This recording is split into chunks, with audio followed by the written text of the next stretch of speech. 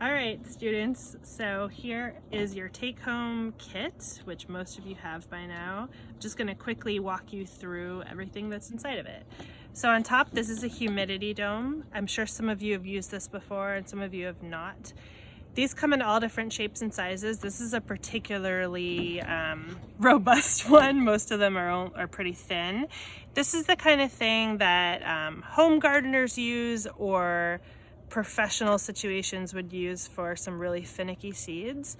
If you had a really well-functioning greenhouse, you might not need this humidity dome, as the greenhouse could create those conditions for you. So inside of it here we have, first of all, a number of different sizes of pots. This is a gallon pot. It's just reused. We're trying to recycle things from the greenhouse, so no need to read the tags on these, but this is a gallon pot which you'll be using down the road for one of your labs.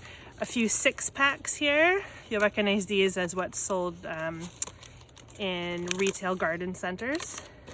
A few 4-inch pots, which are really versatile, and then a few trays here.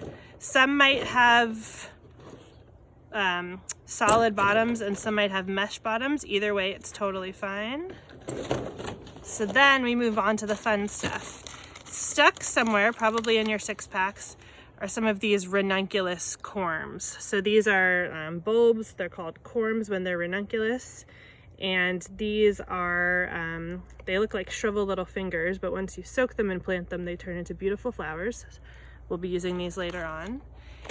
This is a bag of a couple of dahlia tubers for you guys. So again, these are like bulbs. They look like potatoes, but they're in fact dahlias. So some of you will have really huge clumps that look like this.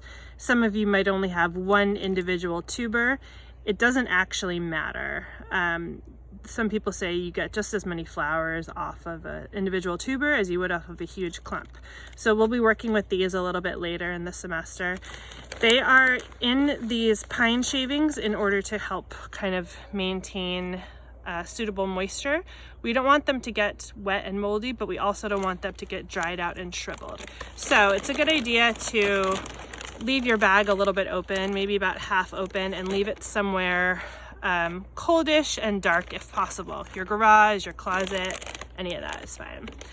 We then have some seeds. People have different seeds in their packs. Some of you will have these tomatoes. Some will have a zinnia or a flower like a zinnia, maybe some spinach or some other greens, and some beans. And here are some plant labels for you. And finally, we have some plants. So we have snake plant here, really common house plant. This is gonna be really fun to propagate later in the semester. And the rosemary, you all know and love rosemary, and we'll be working with this for some really simple cuttings this semester. And then one more thing,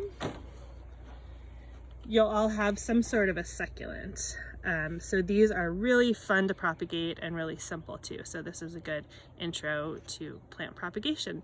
So there you go with your take-home kits.